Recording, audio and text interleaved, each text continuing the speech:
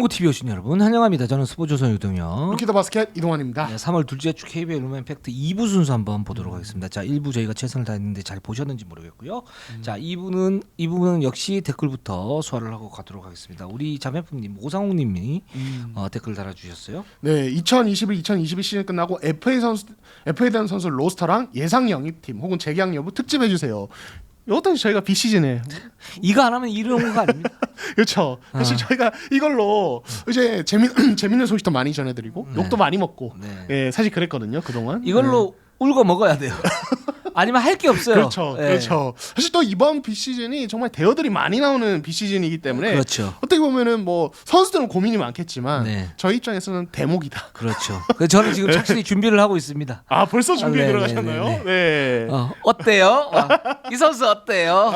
예, 아 좋습니다. 저희가 그래서 이번 비시즌에도 이런 거 이제 본격적으로 이제 어떤 FA 시작하기 전에 요거 정리도 한번 해드리고 한창 이제 진행 중일 때는 또 이제 저희가 취재된 소식 전해드리고 이렇게 노력하도록 하겠습니다. 또 우리가 또 그 이승현이 최대어지 않습니까? 그렇죠. 또 이승현에 대해서는 또 저희가 그동안 막 저희가 좀 이렇게 까기도 하고 이승현이 또 섭섭하다 그러기도 하고 그렇죠. 많이 줄 겁니다 우리 이승현 선수가.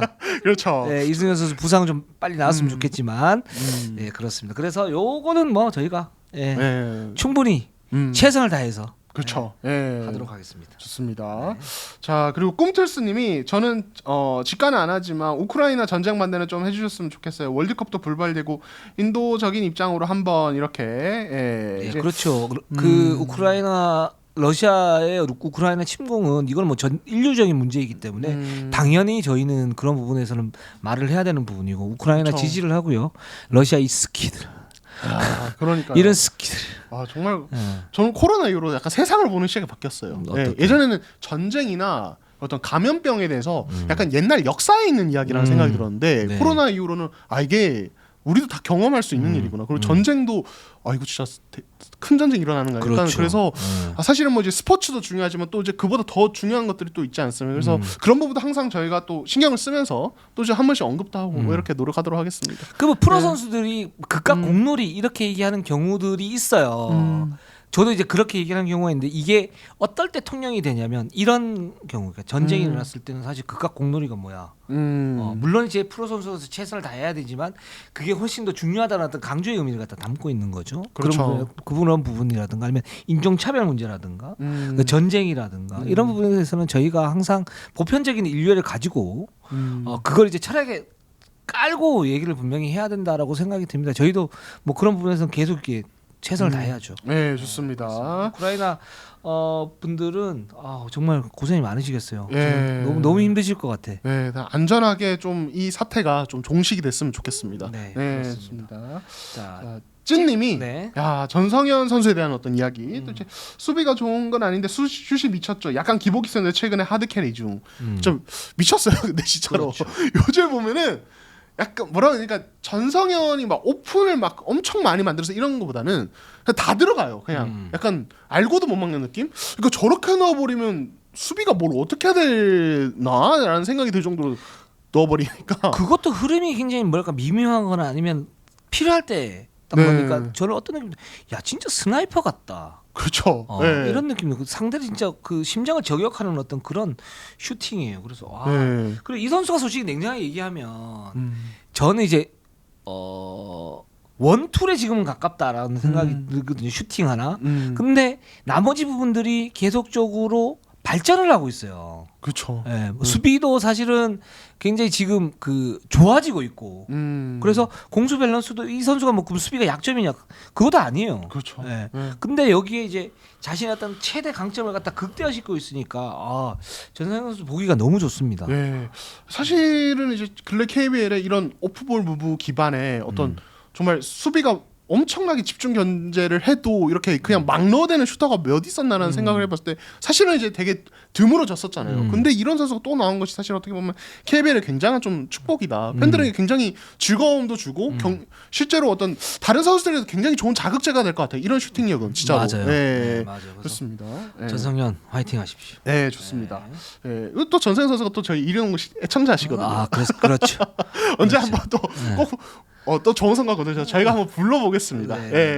연락을 해서. 전성현 선수가 또 FA 아닙니까? 아 그렇죠. FA 맞지? 맞아요. FA 맞습니다. 또. FA 아닙니까? 네. 이거 관리해줘야죠. 네, 우리 또. 그렇죠. 저희가 관리해야죠. 그렇습니다. 네, 그리고 람지다님이 힉스가 한국에 남아서 계속 제안했다는 장기적으로 KBL에서 살아남겠다는 의지로 해석할 수 있는지 너무 궁금합니다. 그러니까 이게 힉스가 앞으로도 KBL에 있을 수 있는가 이 부분에 대한 궁금증이 있으신 거죠? 네, 힉스의 선택인데 삼성은 굉장히 원하고 있어요. 그렇죠. 네. 그리고 힉스도 거기에서 한국 생활이 지금 뭐 나쁘지 않다, 만족스럽다 하고 있기 때문에 정말 그 뭐 중국이나 뭐 또는 유럽 리그에서 무지막지한 오퍼가 오지 않는 한은 있을 가능성이 높은데 그건 좀 가변적인 문제여서 지켜봐야 될 것 같지만 삼성은 힉스를 좀 장기적으로 가지고 가려고 하는 그런 모습들은 있습니다.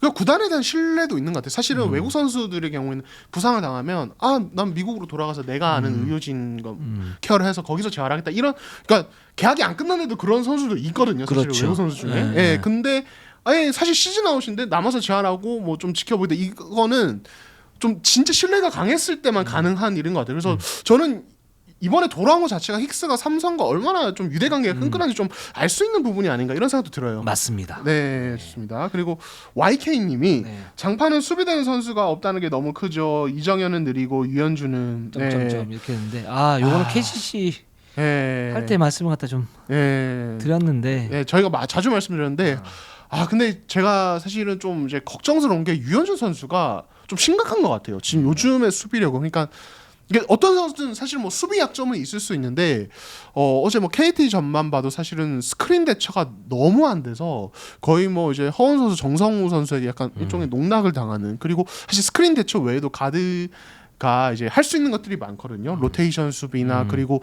이제 뭐 사이즈는 작더라도 어떤 박스아웃이라든지 이런 부분들 근데 이게 체력적인 문제 때문인 건지 아니면 본인의 어떤 멘탈적인 문제 때문인 건지 그런 것들조차도 좀 안 돼서 이게 저는 KCC가 이제 뭐 이번 시즌 앞으로 장기적으로 봤을 때 유현준, 이정현을 이제 같이 쓰는 시간을 어느 정도 조절을 해야 될 것 같아요. 이 둘을 같이 쓰는 이상은 수비는 아무래도 계속 불안할 수밖에 없다는 생각이 어제 경기 보면서도 또 새삼 좀 많이 들었습니다. 맞습니다. KCC 아킬레스건입니다. 네, 그렇습니다.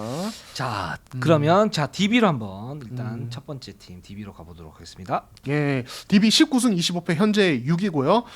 연패에 빠졌습니다. 예, 삼성 SK에 패했습니다. 현재 이제 선수단은 뭐 이제 코로나 여파에서는 다 벗어났는데 선수들이 이제 컨디션이 아직 좀 문제가 있고 이제 팀 훈련을 한 이제 뭐랄까 시간 자체가 길지 않다 보니까 에너지 레벨 떨어진 게 너무 보여요. 예, 그래서 삼성전도 그렇고 사실 SK도 어쨌든 김선영 원희가 없었기 때문에 뭔가 분위기 반전할 수 있는 절호의 기회였는데 되게 전반부터 좀 무기력한 모습으로 좀 일관을 했습니다. 예. TV가 진짜 왜 이런지 모르겠어요. 저는 이게 막 여러 가지 문제점들이 보이는데 지금 DB의 로테이션, 그 특유의 로테이션이 약보다는 독이 되고 있다라는 생각이 많이 듭니다. 이게 사실은 시즌 초반부터 DB 팬 여러분들이 계속적으로 지적해왔던 건데 그때마다 이제 저는 이제 그런 얘기를 했었거든요. 그러니까 시즌이 아직 길다.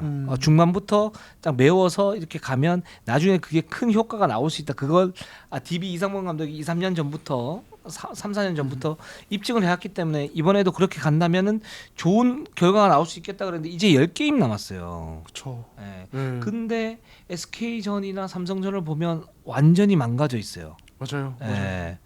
그래서 이 기계적인 로테이션 같은 경우에 할 수는 있는데 지금 DB는 그렇게 하거든요. 그러니까 승부처에서 쫙 어떤 뭐 힘을 갖다 모으지 않아요 지금. 네. 거기에 한두 명 선수의 어떤 그 여유를 갖다 빼놓고 한다고요.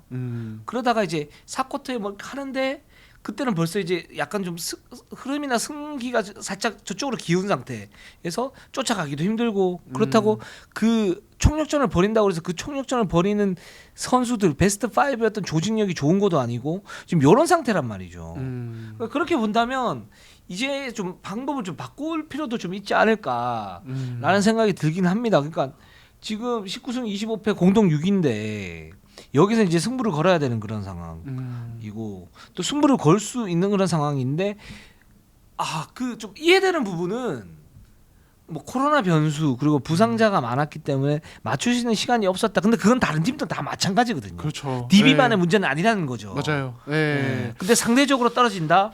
이거는 뭔가 구조적으로 문제가 있다. 그렇죠. 일단 이제 이동혁 기자께서 항상 이제 이 어떤 로테이션에 대해서 선수 이제 기용 로테이션에 대해서 항상 이야기할 때 가장 이제 기본적 전제로 되는 것이 이 코어의 탄탄함을 늘 언급하지 않습니까? 근데 DB가 문제가 뭐냐면 이 기계적 로테이션의 근간은 일단은 코어의 탄탄함. 예를 들어서 이제 이상훈 감독이 가장 큰 성공을 거둔 그 디온테 버튼이 있었던 시절은 버튼과 두경민이라는 확실한 코어가 있었어요. 거기 윤호 형이 수비적으로 받쳐주는 부분까지 있었고, 근데 지금 DB는 로테이션은 그대로입니다. 근데 코어를 보면은 저희가 계속 언급했던 이 빅라인업의 에너지 레벨이 확 떨어져 있어요. 네. 그런 상황에서 허웅은 집중 마크를 당하고 있고 이제 박찬이나 이용호 같은 선수들이 공수에서 약점이 굉장히 두드러집니다. 그렇죠. 그렇다 보니까 코어가 위력이 예를 들어서 한 B+ 이상은 돼야 뭔가 이제 이 로테이션도 효과를 발휘하는 건데 코어 위력이 B- 안 좋을 때는 최근 보면 거의 C급이에요, 진짜로. 예, 선수들이 C급이라는 게 아니라 경기력이. 예, 그렇다 보니까 이런 상황에서 로테이션을 돌려봤자 사실은 그 롤플레이어들이 로테이션으로 나와서 해줄 수 있는 게 그렇게 당연히 많지 않은데 코어들이 기반이 돼줘야 되는데 이게 사실은 그러니까 시너지 효과가 전혀 안 나는 거죠. 예, 결국에는 로테이션을 풍부하게 가져간다는 것은 기본적으로는 체력 세이브 효과가 있는 거고, 그렇게 체력 세이브를 하면서 이제 투입되어 있는 한두 명이었던 코어들이 그 라인업을 끌어가지고 이제 그렇게 계속 이제 체력 세이브를 해가면서 4쿼터 때 승부처 때 코어들이 집중적으로 투입되면서 승부를 보는 게 사실은 그 로테이션이라는 건데, 이게 지금 한두 명이 나왔을 때 그 한두 명이 캐리를 못 해주고 에너지 레벨도 떨어져 있고 그냥 팀 공수 조직력이 무너져 있다 보니까 그냥 되게 실망스러운 경기력이 나오는 게 아닌가, 저는 그런 생각이 듭니다. 네. 그 어제 KT 서동철 감독이 KC 시즌 끝나고 난 다음에 자신의 어떤 조직력 비판을 갖다 얘기를 하면서 우리는 2대2 공격을 하거나 또는 3대3 공격을 했을 때도 5대5 농구를 해야 된다라고 얘기를 했거든요. 그건 뭐냐면 이제 2대 이제 메인볼 핸들러와 스크리너가 있고 그 두 선수가 중점적으로 하지만 나머지 선수들이 오브 더 볼 움직임으로 옵션을 갖다 제공을 해줘야 된다는 거거든요. 그게 사실은 이상적인 형태의 어떤 패턴이고, 근데 DB 같은 경우는 진짜 KT보다 훨씬 더 단순해요. 뭐 예를 들어서 어제 같은 경우 오브라이언트가 리온 윌리엄스 네. 하고 1대1 하는데 나머지는 다 서 있고. 근데 오브라이언트가 리온 윌리엄스가 이제 버티는 힘이 있으니까, 게다가 오브라이언트가 뭐 컨디션이 좋지 않으니까 실패하면 그대로 저 속공. 그 다음에 김종규 같은 경우는 밖으로 나와가지고 석점을 던지는데 문제는 골 밑에서 지금 SK가 스몰 라인업인데. 그렇죠.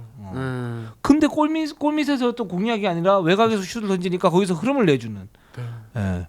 이제 그런 모습들이 보인다라는 거죠. 그러니까 그렇죠. 이게 활동력의 문제일 수도 있는 거고 또는 조직력의 문제일 수도 있는 건데, 그러면서 기계적 로테이션을 갖다 돌리니까 초반부터 밀리면서 끝까지 밀린 그리고 추격하다 그냥 끝나는 그런 지금 농구가 계속적으로 이어지고 있는데, 요 흐름을 어떻게 끊을 수 있을까?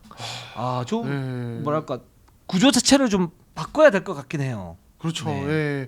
그러니까 이 지금 강상재, 김종규, 오브라이언 혹은 레나드로 이어지는 이 빅라인업이 되게 소프트해요. 되게 소프트해요, 진짜로. 그러니까 수비에서도 그러니까 레나드 같은 경우는 한 달 반 이상을 쉬다 보니까 어제도 진짜 좀 경기를 굉장히 안 좋고, 오브라이언트도 몸 상태가 안 좋아서 SK는 리온 윌리엄스 한 명 있는데도 그냥 완전 다 밀리더라고요. 몸싸움이나 그렇죠. 어떤 이런 부분. 2대2 수비도 어떤 핸들러 체크가 전혀 안 되고 박찬이나 강상재도 약간 그런 부분에서 되게 좀 에너지 레벨 떨어지는 모습. 그러니까 이제 강상재, 김종규 이 외국 선수 라인 자체가 어떤 말씀하신 대로 어떤 세컨 찬스들을 노리는 것도 아니고, 그렇다고 수비에서 사이즈로 상대를 되게 괴롭히면서 어떤 페인트 존을 확실히 지키는 것도 아니고, 약간 이도저도 아닌 빅라인업이에요. 지금 일단 최근 두 경기의 빅라인업은. 그래서 이 사이즈 우위를 하나도 가져가지 못하는 일단 그런 빅라인업이기 때문에 이게 좀 고민이 필요한 것 같아요. 그러니까 이게 사실 이 빅라인업의 에너지 레벨 올라갈 때는 또 괜찮거든요, 경기력이. 그렇죠. 왜냐면 가진 개인 역량들이 있어서.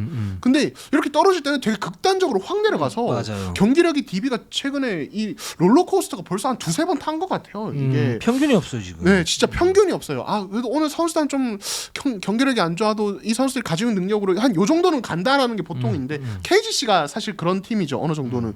근데 DB가 그게 없습니다. 그래서 이렇게 되게 좀 한 두 경기 하면 와 DB 살아난다, 또 두 경기 하면 DB 큰일 났다, 약간 이런 식의 이야기를 저희도 같이 하게 되는 게 아닌가라는 생각이 들어요. 네. 그리고 박찬희 선수하고 윤호영, 박찬희 뭐 슈트에 네. 여전히 이제 그 약점들이 있고, 윤호영도 지금 공격은 거의 제로 수준이거든요. 그렇죠. 이 두 선수가 이렇게 있으면 공격 자체가 안 되는 거고. 네. 근데 이상범 감독 그렇게 얘기하고 어떻게 얘기를 하냐면, 가장 기본적으로 얘기하는 게 수비에서 지킬 건 지켜야 된다. 단 공격은 프리다. 근데 지금 DB가 활동력이 떨어지기 때문에 수비에서도 문제가 있지만 공격에 문제가 많단 말이죠. 근데 이 공수는 그 흐름 자체가 뭐냐면 긴밀하게 연결돼 있어서 공격이 어떻게 잘 풀릴 때 이제 수비가 탄력을 받는 경우도 있고 그게 이제 불가분의 관계거든요. 그러니까 그렇죠. 이제 공격에서도 어떤 부분에서 방점을 찍어야 될지에 대해서는 얘기를 해줘야 되고 그 부분을 갖다 공략은 해줘야 돼요. 그 선수가 컨디션이 안 좋아서 실패를 하더라도 근데 그 방향 설정도 어떻게 보면 어제 같은 경기에는 전혀 SK가 그냥 원하는 쪽으로 그냥 가는 맞아요. 그러다가 그냥 툭 한번 던지고 들어오고 뭐 이런 식이어서 그래서 어제 게임이나 최근 게임들이 좀 뭐랄까 좀 내용이 좀 심각하다. 그렇죠. 이런 생각이 좀 들었어요. 네. 네, 그래서 이 DB의 지금 로테이션이 좀 기로에 서 있는 거 아니냐라는 생각이 듭니다. 네, 좋습니다. 자, LG로 한번 가보도록 할게요. 예, 19승 25패. 이제 DB와 함께 공동 6위에 올라 있고요. 이제 연패 빠졌습니다. KT, SK 좀 어떻게 보면 상위 팀 만나서 좀 고전을 하다가 졌고 이제 저희가 녹화하는 오늘 또 이제 그 오리온 원정이 있는데 LG 같은 경우는 지금 이제 이관희 선수가 이제 KT 전에 결장했는데 SK 전에 복귀를 했고요. 근데 이제 또 이제 컨디션이 안 좋은 선수 좀 남아 있어요. 강병현, 서민수 컨디션이 좀 안 좋고 뭐 이제 사실 이 팀은 어떻게 보면 이제 6강을 노린 입장에서 되게 좀 뭐랄까 한 경기 양력이 되게 소중한 이런 상황입니다. 네. 그렇습니다. 뭐 LG는 간단히 말하면 빅3의 어떤 코어는 있는데 윙맨 자원이 좀 부족하고 그래서 객관적 전력은 한계가 있고 수비가 탄탄해지고 거기에서 공격이 시너지가 받으면 승리하고 그렇죠. 아닌 경우에는 지는데 지금 이제 2연패를 했단 말이죠. 좀 요 부분 좀 아깝긴 해요. 안타깝긴 해요. 물론 이제 KT, SK 굉장히 강팀을 상대로 이렇게 했지만 SK 같은 경우는 뭐 잡아줄 수 있었을 텐데 LG도 그렇게 경기력이 좋아 보진 않았었고요. 네. 그러면서 지금 LG가 여전히 6위긴 하지만 굉장히 불안한 6위. 그렇죠. 하고 있는데 최근에 보면은 이제 뭐 저희가 지난주에도 언급을 했지만은 이 벤치 자원들이 나왔을 때 경기력이 되게 좀 안 좋아. 그러니까 마진이 자꾸 마이너스가 나요. 그러니까 이게 왜냐면 이관희 선수가 이제 시즌 초반에 이제 벤치에서 나왔었고 그러다가 이제 주전으로 올라왔고 그리고 이승우라는 어떤 카드가 이제 급부상하면서 이 선수가 워낙 공수에서 잘해주다 보니까 이제 또 주전으로 이제 기용이 되고 출전 시간도 많아지고 있는데 그렇다 보니까 벤치가 갑자기 되게 약해졌어요. 그러니까 이게 사실 그 전에 있었던 뭐 말리가부가 뭐 사무엘슨보다 뭐 나았던 건 아니에요, 사실은. 근데 사무엘슨도 꽤 심각합니다. 맞습니다. 그렇다 보니까 지금 이제 뭐 조성 감독은 강병은 서민수가 일단 있어야 어느 정도 이 벤치 안정화가 될 것 같다는 이야기를 하시는데 그거 별개로 지금 이제 뭐 한상혁, 사무엘슨 아니면 병기호 이런 선수들이 나와서 같이 끌고 가는 이 세컨 유닛이 너무 약하다 보니까 거기서 갑자기 훅 밀리는 경우가 많습니다. 그래서 제가 봤을 때는 이게 좀 섞어줘야 될 것 같아요. 그러니까 이제도 이관이 이승우를 선발로 쓸 수는 있는데 이제 지금 SK전 같은 경우는 이 세 명과 마레이까지 거의 1쿼터 거의 통째로 같이 쓰다가 2쿼터 되면서 세컨 유닛을 그냥 대거 투입했거든요. 이거보다는 좀 뭐 이제도 이관이 중에 한 명을 이제 쿼터 중반에 잠깐 쉬게 해주고 뭐 이제 뭐 한상혁이나 뭐 이런 선수를 넣어준다든지 이런 식의 좀 이제 교차되는 로테이션이 필요한 것 같은데. 최근에는 같이 넣었다 같이 빼는 이런 식으로 이게 사실은 뭐 장단점이 있긴 합니다. 왜냐하면 호흡을 같이 많이 맞춰본 선수들이니까 그만큼 이제 그 라인업끼리 어떤 조직력을 극대화되는데 근데 이게 그건 정말 뭐랄까요? 그러니까 세컨 유닛이 정말 강할 때의 얘기고 그렇죠. LG처럼 아직 ben치 자원들의 영향이 좀 떨어질 때는 이렇게 좀 섞어주는 게 필요하지 않을까 이런 생각도 저는 보면서 좀 들었습니다. 맞습니다. 그렇습니다. 그런 이제 어떤 전술의 변화가 필요하고 그 또 하나는 이 사무엘슨이 워낙 약하기 때문에 여기 이 옵션을 평타 혹은 그 이상을 칠 수 있는 선수를 좀 바꿨으면 좋겠는데 그렇죠. 움직임이 없네요. 네, 그래서 그렇습니다. 이것만 좀 해결이 되면 LG가 6강 갈 수 있는 확률이 좀 높아질 텐데 이 세컨 유닛 싸움에서 워낙 좀 떨어지니까 원래 뭐 주전 라인업 같은 경우는 탄탄하지만 상대를 완전 압도할 수 있는 그런 주전 라인업은 아니잖아요, 그죠? 그것도 아니죠. 네, 그래서 LG가 지금 객관적 전력의 어떤 한계 이런 부분들이 좀 보인다.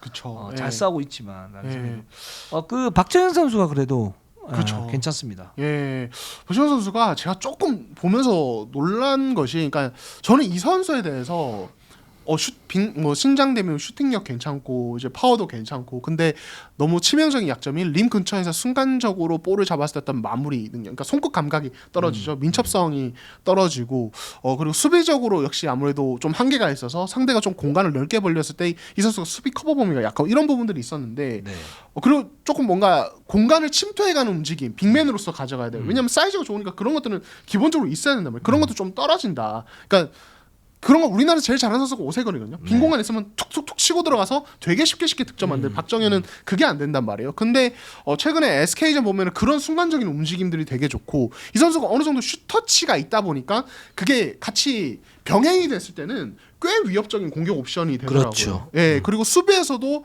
뭐 이제 SK전에서 최준용과 매치업의 특수성이 있긴 하지만 최준용을 꽤 잘 막았어요. 그래서 이 선수가 약점들이 아직도 확실히 있지만은 이거를 하나씩 다듬어 가면은 굉장히 좀 쓸만한 물론 1순위라는 그 위치에는 조금 아깝긴 하지만은 굉장히 괜찮은 지금보다 훨씬 나아질 수 있겠다는 좀 희망이 보여서 요거 이제 박정현 선수가 계속 좀 성장할 수 있는지 부분은 좀 지켜보면 저는 좋을 것 같더라고요. 이 선수가 지금 사실 이승우의 어떤 임팩트만큼만 해주면 그러면은 굉장히 좋아질 것 같은데. 네. 근데 뭐 예를 들면 또 김주리 선수가 또 있으니까 그쵸. 지금 부상이긴 하지만 이 선수가 안 느네요. 그러니까요. 늘지가 않네요. 성장이 좀 더딘 편이죠. 예. 네. 그러니까 이제 몸무게 이슈도 좀 있고 몸무게 이슈가 있다는 건 이제 자기 관리에 어떤 약간의 약점들이 있고 그 부분을 이제 LG에서 그 철저하게 관리를 하면서 몸무게를 만들고 체력적인 어떤 부담감을 갖다 줄이고 이게 투입을 시키는데 거기에서 뭔가 이제 탄력을 받는 부분이 있어야 되거든요, 이 선수가. 그렇죠. 그리고 LG는 지금 박정현 선수가 들어왔을 때면 이 그 퍼즐이 맞춰지기 때문에 그렇죠. 상당히 뭐랄까 좀 위협적인 카드가 될 수 있는데 기본적으로 기량 자체가 그러니까 기량이라고 그러면 거기에 뭐 체력적인 활동력 뭐 모든 것이 다 들어가지만 좀 약한 것 같아요.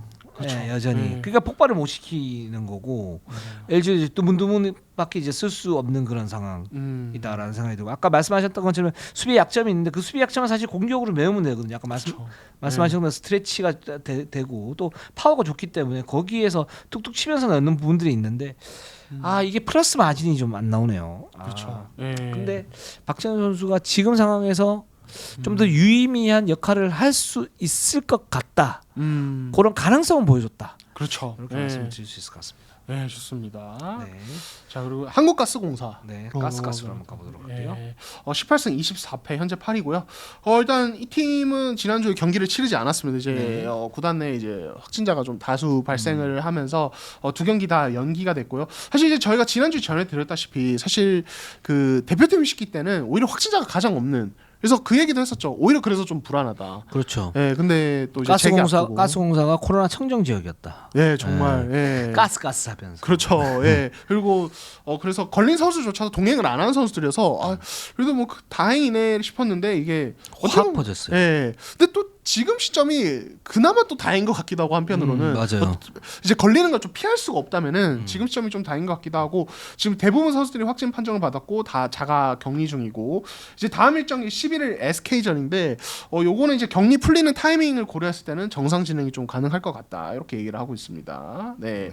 그래서 결국에는 저희가 뭐 KGC나 이제 KT 같은 경우는 이 휴식기가 좀 어느 정도 이득이 된 팀이다. 네. 예, 그러니까 이제 코로나 격리나 이런 휴식기 그런 얘기를 했는데. 가스공사도 그럴 것인가? 이것도 좀 궁금하긴 합니다. 왜냐하면 이 팀만큼 지금 부상에 시달렸던 팀이었기 때문에 거의 한 3, 4주를 지금 쉬는 셈이 되기 때문에 지금 두경민 무릎 상태, 니콜슨 허리, 이대현 허리, 김낙현 발목, 그리고 차바이 손 정말 사실 핵심 선수들이 다 부상을 안고 뛰고 있었고 사실 그런 부분이 좀 뭐랄까요 주전 선수들이 그러니까 핵심 선수들이 다 복귀했음에도 경기력이 생각만큼 안 나오는데 영향을 좀 주는 부분도 있었거든요. 그리고 조기에 복귀시키는 경향들이 있었어요 올 시즌에는. 맞아요. 네. 그래서 뭐 부상이 또 나오고 이런 이제 악순환들이 있었는데 지금 일단은 코로나 집단 감염이 됐지만 어쨌든 한 3, 4주 이렇게 쉬니까 요번에 추스리면 한국가스공사가 굉장히 좀 다크호스가 될 수 있겠다. 그렇죠. 저는 라는 생각은 듭니다. 네. 그러니까 지금 6강이 저희가 아까 말씀드린 KCC까지 지금 희망이 있고 가스공사도 전혀 지금 끝난 게 아닙니다.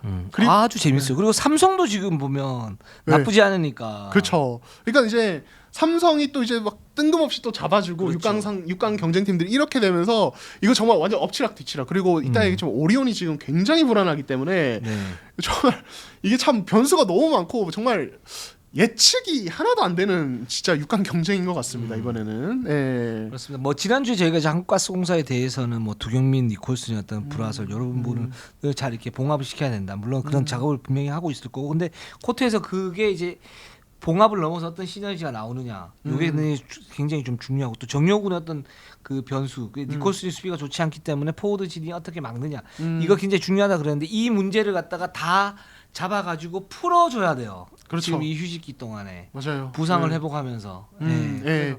가스공사는 숙제 많죠. 예. 그러니까 저는 그런 생각이 들어요. 이제 한 6라운드 되니까 이제 어떤 생각이 드냐면, 그러니까 이 두낙이나 뭐 니콜슨이, 그러니까 이 특히 두낙이 4쿼터 내내 경기를 다 캐리를 해줘야 될 게 아니라 한 3쿼터까지는, 이건 사실 유동 감독님도 좀 자주 하는 얘기입니다만, 3쿼터까지는 이 포워드 라인과 니콜슨을 활용해서 어느 정도 경기를 이제 플러스 마진을 어느 정도씩 내가면서 끌고 가고 4쿼터 때 승부처에서 두낙이 끝장을 내버리는 이런 식으로 가야 될 것 같아요. 이게 네. 가장 효과적인 것 같아요. 그러니까 한국가스공사가 지금 이제 부상 병동 뭐 이런 상황 때문에 좀 1라운드 때부터 불가피하게 두낙을 1쿼터부터 극대 좀, 물론 이제 두경민의 무릎 부상 때문에 로테이션을 돌린 것도 있었지만은 좀 1쿼터부터 그들의 공격에 의존을 많이 했단 말이에요. 그렇죠. 근데 지금 이제 차바이도 어쨌든 돌아왔고 전현우도 시즌 초반과 비교해서 경기력이 굉장히 많이 좋았습니다.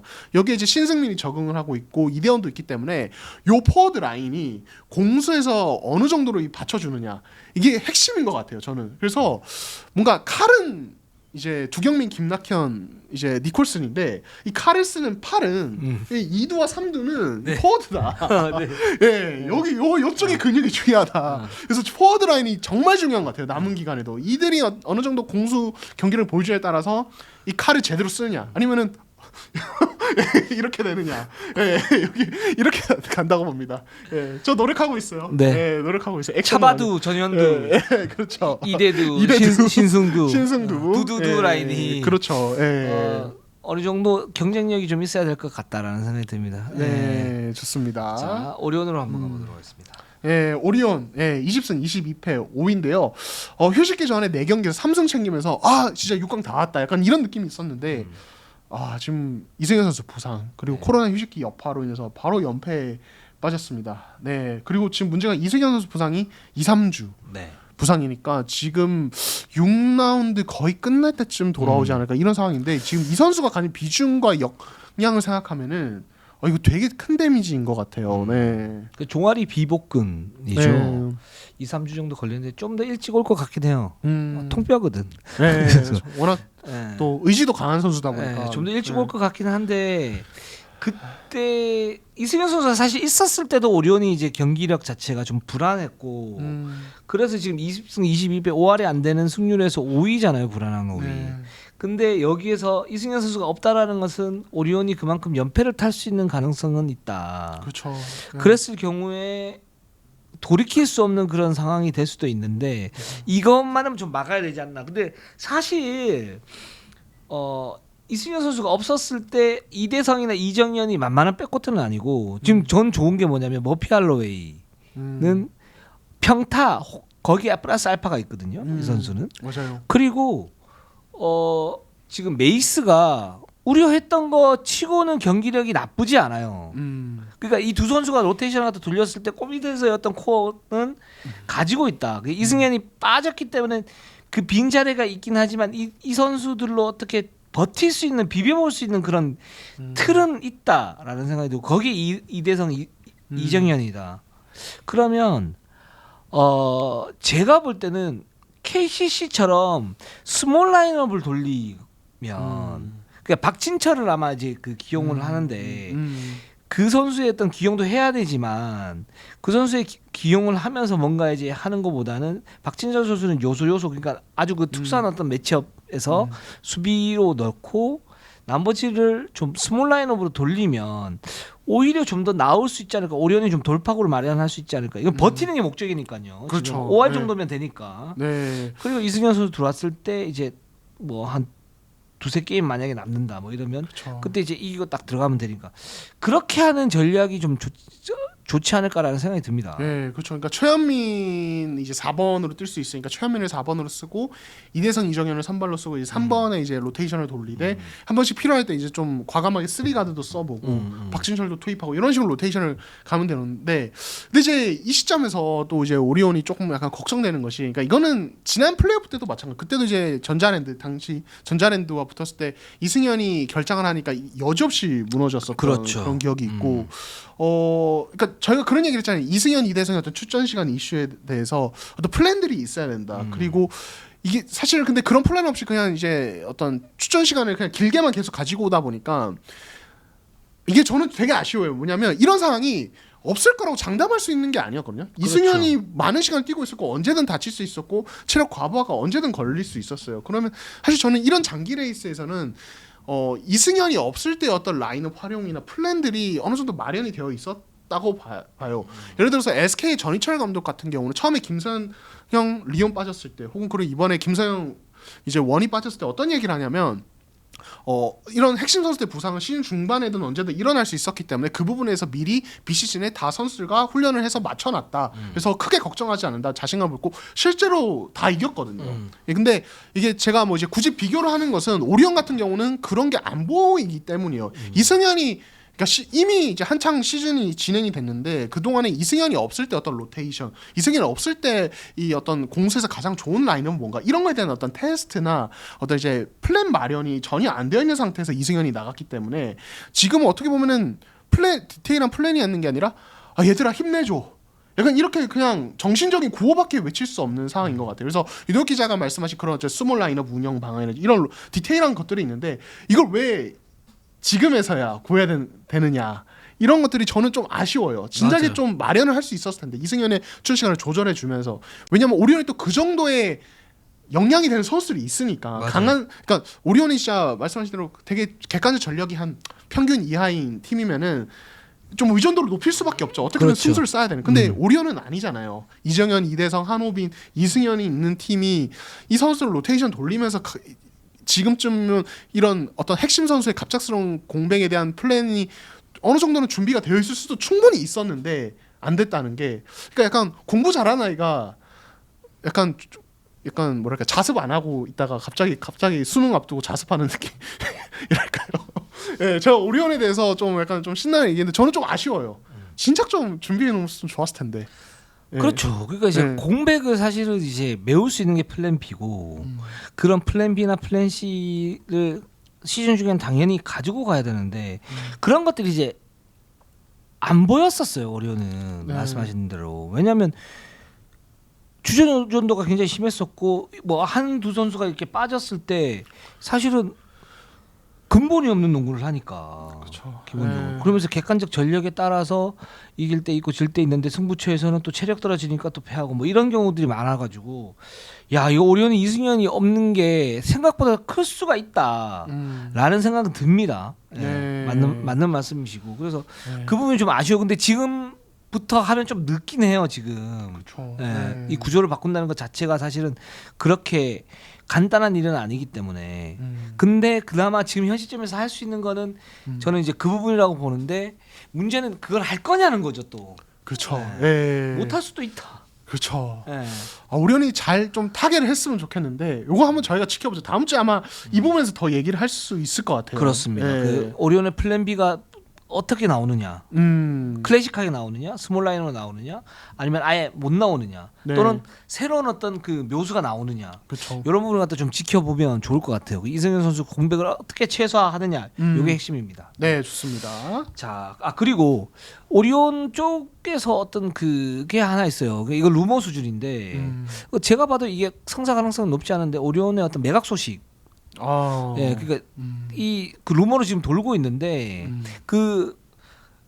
인수하는 기업이 기본적으로 이제 자본이 그렇게 탄탄하지 않은 그런 기업이라는 얘기들이 있어서 이거를 그 100% 좀 믿어야 될지 말아야 될지 모르겠어요. 뭐 그런 움직임이 있는지 없는지도 사실은 정확하지는 않아요. 저도 좀 알아봤는데 정확하지는 않고 근데 그런 이제 루머들은 있다 지금. 예, 요 정도만 이렇게 하고 만약에 거기서 업데이트되는 소식이 있을 수 있고 이건 진짜 루머니까 네. 아니면 그냥 루머일 수도 있어요. 그렇죠.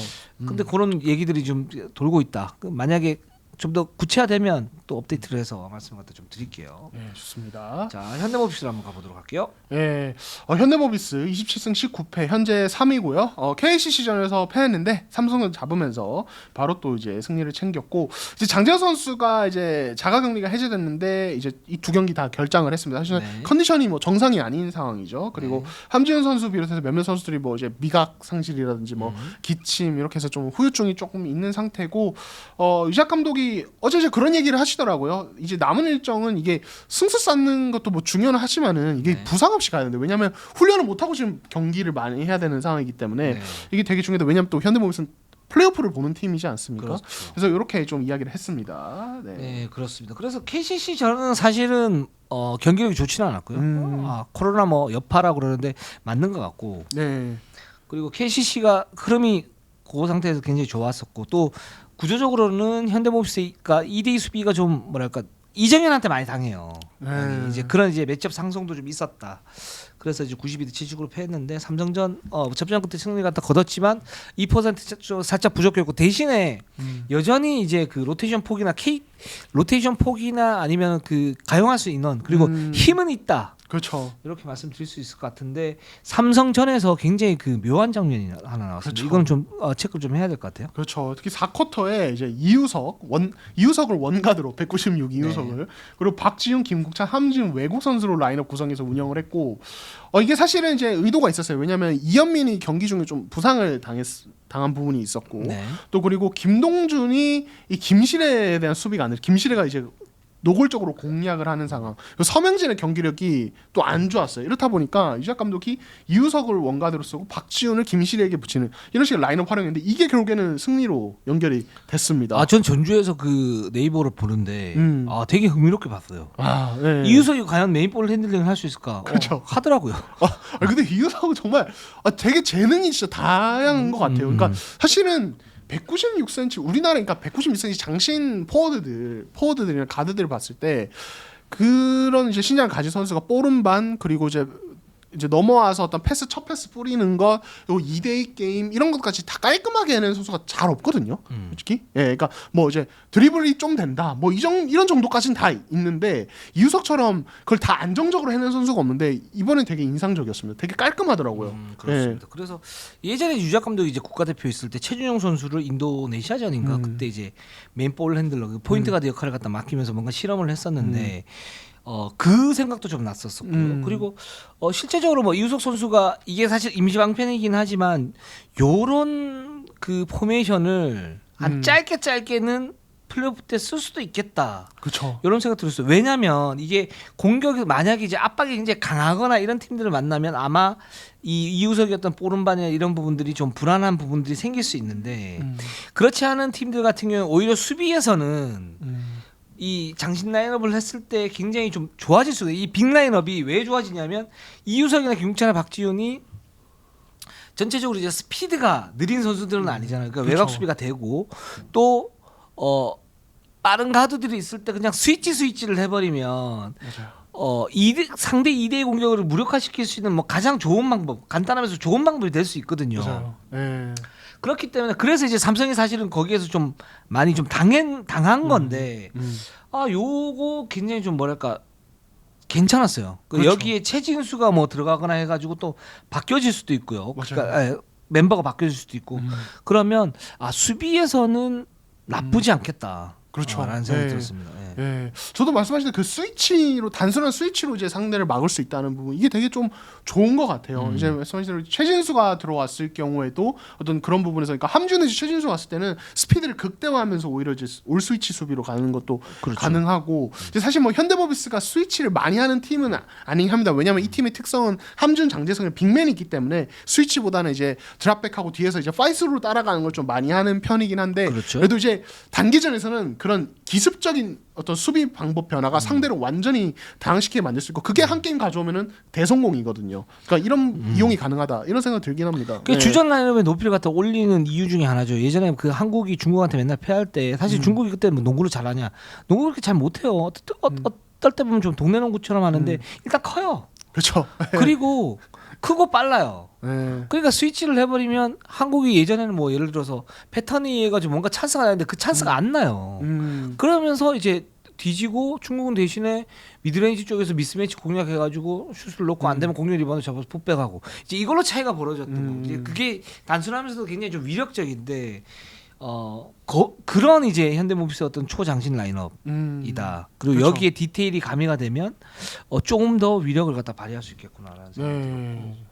뭐 유작 감독이 사실 김국찬 선수에 대해서는 애정이 있죠. 그렇죠. 예. 그래서 그런 부분이 그러니까 현대모비스가 윙전이 굉장히 두텁잖아요. 뭐 방금 얘기한 이우석, 박지훈, 뭐 김국찬의 최진수의 뭐 김영현도 수비 카드로 많이 쓰이고 서명진도 사실 2번을 볼 수 있는 자원이고 여기가 굉장히 두텁습니다. 예, 그래서 유작 감독 어떤 얘기했냐면 사실 유작 감독 지난 시즌부터 이진석 선수를 되게 눈여겨봤는데 그 선수의 기회를 못 줄 정도로 이제 어떤 이제 윙이 너무 두터워서 그러니까 그런 부분이 뭐 이제 어떻게 보면 약간의 뭐 아쉬움, 그냥 아주 작은 아쉬움 이런 것도 얘기를 했는데 그 정도인데 이런 상황에서 김국찬이 가진 메리트 저희가 뭐 이미 얘기를 했습니다만 이 선수는 퓨어 슈터에 가까워요. 이 중에서도 그러니까 다른 선수들이 이제 좀 스팟업 공 그냥 서서 기다리고 있다가 공간 빈 공간 찾아서 캐치앤슛 정도 한다면 김국찬은 오프볼 무브를 가미할 수 있는 사실 그리고 KBL에서 김국찬 정도의 오프볼 무브 이 슈팅을 가진 선수가 그렇게 많진 않아요. 네, 김국찬이 사실 탑 클래스에 안 올라왔을 뿐이지. 네. 근데 김국찬이 그런 부분이 있기 때문에 특히 이제 이제 그런 부분들을 극대화해야 되는데 김국찬이 4, 5라운드 때 슈팅 감이 엄청 떨어져 있었단 말이에요. 3점 성공률 20%대. 그래서 유작 감독이 이 부분에 대해서 이걸 어떻게든 살려야 된다. 그래서 출전 기회를 최대한 많이 주려고 한다. 이렇게 얘기를 했고 바로 그냥 삼성전에서 21점 3점 5방 넣으면서 바로 살아났습니다. 네, 세기 3점포 좋았고요. 네. 그리고 실제로 이제 모비스가 패턴을 돌릴 때 좀 단순하면서도 위력적인 패턴을 돌리는데 그 외곽에서 패턴은 종착점은 김국찬이에요. 맞아요. 물론 그 중간 중간에 예를 들어서 석점 오프닝 하면 그냥 던지라고 얘기는 하지만 마지막 어쨌든 그 찬스는 김국찬에게 나와요. 그렇죠. 네. 예. 그리고 그게 4쿼터에 많이 이루어진다는 것 네. 이런 부분 그리고 어떻게 보면 사실은 그런 슈터를 위한 패턴들이 사실 어떨 때는 되게 좀 리스크가 있어요. 왜냐하면 던지고 끝나는 어떤 거거든요. 그렇죠. 그래서 이제 뭐 저희가 뭐 슈터들 살리는 뭐 패턴이 아니다 뭐 엘리베이터 스크린 이런 것도 사실은 최근에는 많이 쓰이지 않아요. 국내는 물론 해외에서도 많이 쓰이진 않아요. 네. 그냥 기습적으로 한 번씩 쓰이는데 그 이유가 그걸 던지고 나면 끝이거든요. 그렇죠. 예, 근데 이제 그럼에도 불구하고 그런 약간의 양날의 검정의 측면이 있음에도 불구하고 이작 감독이 특히 4쿼터에 그런 옵션을 많이 쓴다는 것은 그만큼 김국찬이 이 팀이 어떤 윙자원이 두터움에도 불구하고 현대모비스 더 강해지려면 이 김국찬의 옵션이 더 세져야 된다, 더 위력적이어야 된다라고 좀 확신을 가지고 계신 것 같아요. 이 정도로 맞아요. 약간 몰아주는 느낌으로 해주시는 걸 보면은 그리고 정말 다행스러운 것은 현대모비스는 김국찬의 그런 단발성 슈팅이 있다고 하더라도 함지훈이나 라션 토마스, 장재석 같은 자원들이 세컨 찬스를 노릴 수 있다는 게 있어서 그래서 또 이제 더 가능한 게 아닌가 이런 생각도 듭니다. 네. 그렇습니다. 그래서 현대모비스의 지금 초장신 라인업 하면서 현대모비스는 지금 잘 나가고 있다. 보고 있고 3위 혹은 4위 네. 될 수 있고 2위까지는 살짝 뭐 그렇긴 하지만 해봐야 된다. 그렇죠. 네. 봐야 된다. 이렇게 말씀드리면서 2부 순서 마감을 하도록 하겠습니다. 자, 우리는 항상 최선을 다하겠습니다. 네이버 유튜브 구독 좋아요 알람. 감사합니다.